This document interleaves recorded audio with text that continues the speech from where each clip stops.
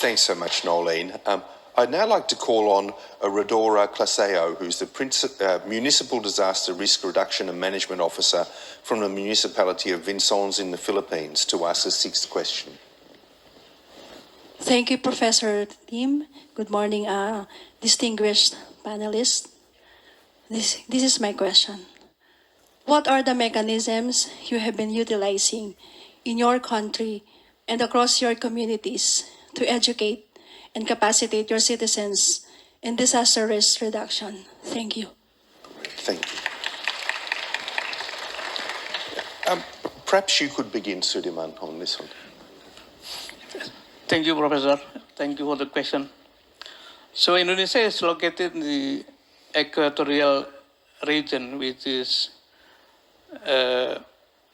inseparable to hydrometeorological disaster. In 2020 alone, PNPB, the National Agency for Disaster, reported that 90% of more than 5,000 disasters are related to hydrometeorological, with flood as the majority among the 10 typical disasters. As we remember, the mega thrust earthquake that created a massive tsunami in Aceh have changed our perspective on disaster. It is no longer an event considered far away, but really close to our everyday life. It could happen anytime, and the impact could not be measured. The disaster impact is enormous, and the cost to recover is profoundly huge. It needs collaboration from all the stakeholders, from the government, civil society, and also business community. In Aceh, the global community plays a significant role in recovery and reconstruction post-disaster. I remember the number of the international organizations work in Aceh at that time. It's 782. That was the first workshop I ran at that time, including donors, NGOs, UN agencies, and also Red Cross and Red Crescent community from all over the world. One important lesson that we learned from Aceh was the importance of strengthening the community awareness and knowledge about disaster risk reduction.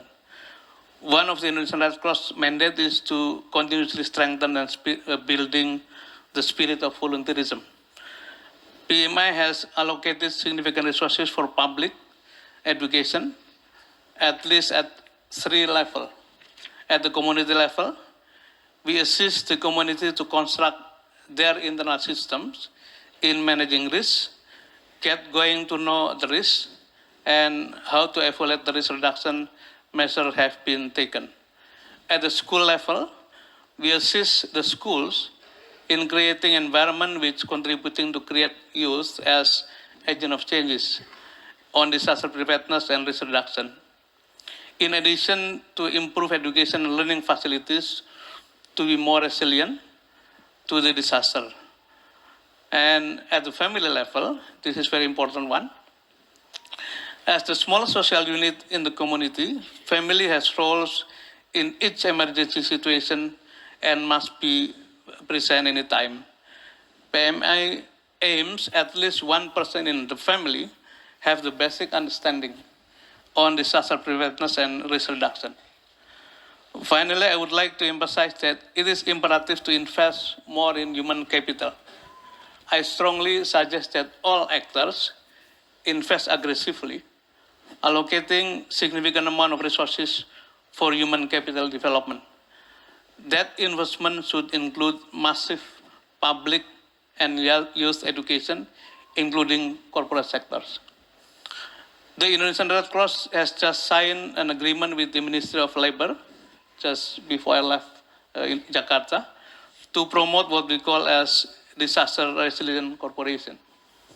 We do believe that all initiatives are equally important so that we could improve the knowledge and disaster adaptive capacity to our community in Asia Pacific region. Thus, in the near future, we would like to have a stronger and more resilient community. Great, thank you. Thank you so much, Sudirman. Rosemary, would you like to add anything to that question?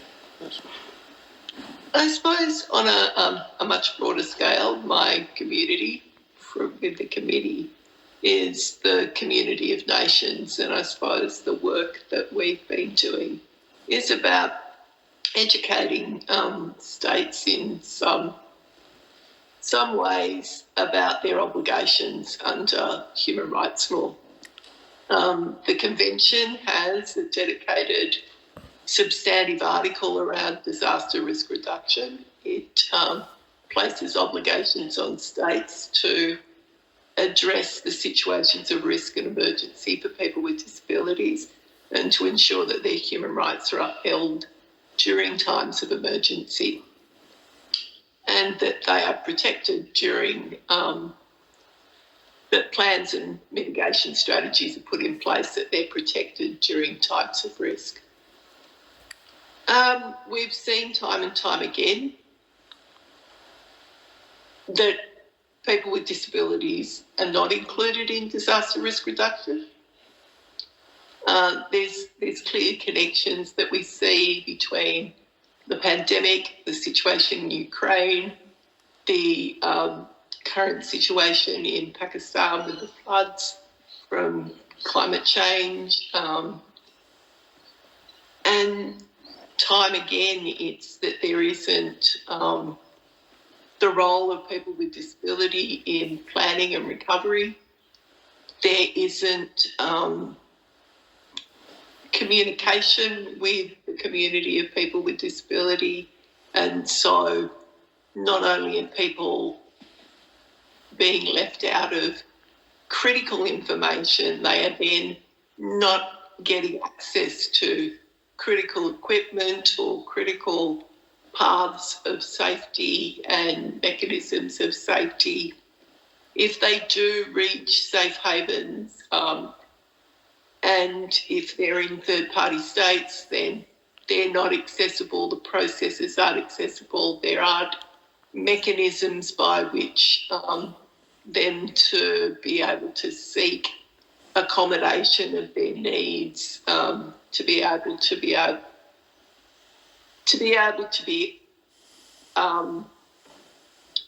supported in a way that is required to keep them safe.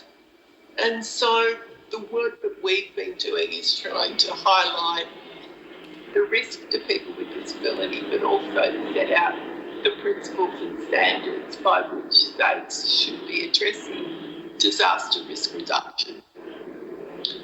And so with that, the committee has done a lot of focus in terms of making sure that when we engage with states in their review process and our constructive dialogues with states, that we talk to them about how they include people with disabilities in disaster risk reduction planning, how people with disabilities have been included in response and recovery planning. We also have held a special session in the last committee session in August, September, where under our powers of the Convention, under Article 35, we asked states, parties involved in the Ukraine situation as receiving countries for people fleeing Ukraine, but also sought information from both the Russian Federation and the Ukrainians about the situation for people with disability in Ukraine. We sought that information. We discussed the opportunities to better protect people with disability, to make sure that they have access to humanitarian corridors, that there are mechanisms for them to be able to access critical medications and supports. And what it also highlighted was that the mechanisms and the infrastructure that are in place that exclude people with disability and isolate people with disability were the situations like in the pandemic that created the greatest risk. So institutionalisation of people with disability, the segregation of people with disability into congregate living situations, leave them at critical risk. In the pandemic, it was about the fact that they were just, institutions were petri dishes for the COVID to bubble away, and the risk of infection was heightened, triply so. But in conflict, what happens is people with disability in institutions are either abandoned in the institutions, or there's been the situation in Ukraine where they're being used as human shields, or they are sitting ducks to and targets for rockets and missiles. So it's been an incredibly connected set of emergency situations where the situation for people with disability is repeatedly the same, that they are excluded in the understanding of how people can be kept safe, and so they aren't kept safe. And so we released a report which was included in our session report on Ukraine. We looked at some of the critical things that have to happen immediately, and shorter and longer term issues that need to be addressed. The same with the Pakistan floods. We've done a joint statement with UNDRR and again looked at immediate responses, but also considered what needs to happen within a human rights framework for medium to long-term responses. And we will continue to do this to build the knowledge of states around the principles and standards in human rights that need to be observed in disaster risk reduction to ensure that everybody's safe.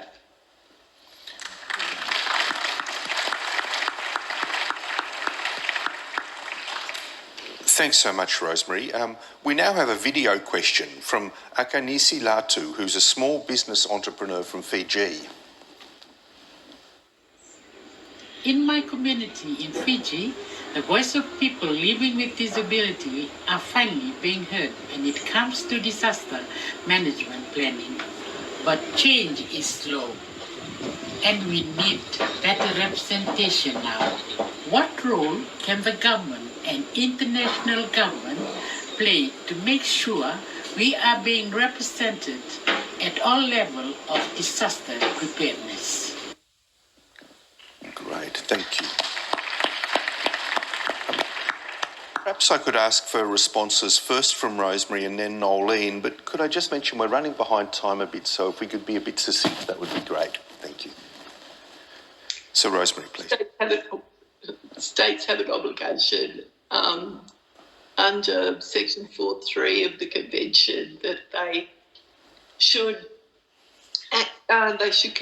closely consult, actively involve people with disabilities in the process of developing disaster risk reduction plans, response plans, recovery plans, that people with disabilities should be active partners in the process. Thank you. Thanks so much, Rosemary. That's great. Nolene? I'll try and be that quick too. Examine the state of the state and be open to critique as governments on where you're not doing well. And that means things like, maybe placing a gender equality and social inclusion officer within the NDMO and giving them resources and support and power to move. Have a strong gender action plan and resource it, monitor it and update it. And doing things like holding ministers and permanent secretaries accountable, and being real on that, like making sure that you're putting into place things like targets, proper targets, capacity building opportunities, that proposing mentorship, having a pipeline and a gender expert roster that governments can call on, including women with disabilities, including people who are experts on SOGISEC, setting quotes for participation, roles on delegations, having both the numerical targets, but also the qualitative targets. You know, what are we expecting from our governments to achieve? National committees that can help to verify whether or not they're doing that or not. And the last one I'd say is have a concrete Sendai gender plan for every country, and have a disabilities and inclusion plan for every country. Thank you. Thanks so much for those brilliant and very succinct answers. You've just about caught us up to time. It's wonderful. So look, I'd now like to call on James Gilling, First Assistant Secretary of the Humanitarian and Partnerships Division of the Australian Department of Foreign Affairs and Trade, to ask the final question. Yeah, thanks very much, panel. My question, I think, is a tactical question. We're on our way to New York, May next year. There are going to be high-level discussions there. We've heard a lot of really interesting insights into what needs to happen. But what's the number one priority for each of you about what this panel should focus on? Thank you. Great, thanks. Perhaps we could start with Sudirman and then just work our way through. Thank you. So the Red Cross and Red Crescent movement worldwide has been campaigning the importance of the what we call localization policy. We have to remember the four main messages in this regard. Number one is prioritize the most vulnerable. Number two is promote locally led DRR action. And number three, increase amount of accessibility to climate adaptation. And the fourth, scale up effective DRR action. I think if I have to put one priority is human capital development is the most important thing. And at PMI, we station all the volunteers is on the ground in a district level and village level. So I think, just for example, I have to mention that we have a protocol of 6-hour golden time. So within 6 hours, after disaster, the volunteers should be on the ground, doing the emergency response, providing food, drinking water, and clean water and temporary shelter, while doing assessment for longer-term recovery. This policy does work so far because we have volunteers on the ground. So I think with this lesson, I would propose that the priority should be on the human capital development, including the volunteerism. Thank you, Professor. Thank you, Nolan. I'd say of all of the points, that the Sendai framework really needs a gender action plan, and it needs one that's incorporated into the current accountability frameworks, that's consistent, concise, and really helps towards a clear, prioritized gender and DRR work plan toward 2030. It needs to be transformative. It both needs to have specific goals on Sendai framework and gender and DRR, but it also needs to be coherent and integrated with national gender action plans, with the UNFCCC gap, and the Lima Extended Work Program, but also the Convention on Biodiversity, and the new goals, global goals for that go through to 2040. Because I think we're all very clear that we're nowhere near the 1.5 trajectory that we need to be on. And so any work in Sendai framework that can help us across coherent and consistent sets of work to 2030 and beyond is incredibly important right now. Thank you. I might just ask Rosemary for her comments and give you the last place, Ricardo. Rosemary, do you have anything to add? I suppose for me it would be that we learn the lessons from the last couple of big disaster situations, and that is that it highlighted the inequality and discrimination that lots of communities, within our communities, experience. So for people with disability, it highlighted that things like institutionalisation and segregation and other forms of social exclusion and discrimination were heightened risk factors for people in the pandemic and other disaster situations. So we need to be able to address that underlying inequality and discrimination. Nolene said it so powerfully that, disasters don't discriminate. Well, yes, they do, and they discriminate because there are pockets of people within our society that experience significant levels of inequality and discrimination, and that leaves them at risk. They are not inherently vulnerable in and of themselves. It's the inequality and discrimination that they face every day that leaves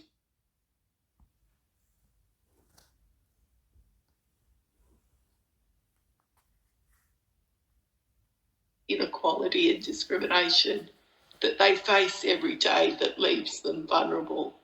And if we can address that, then we're in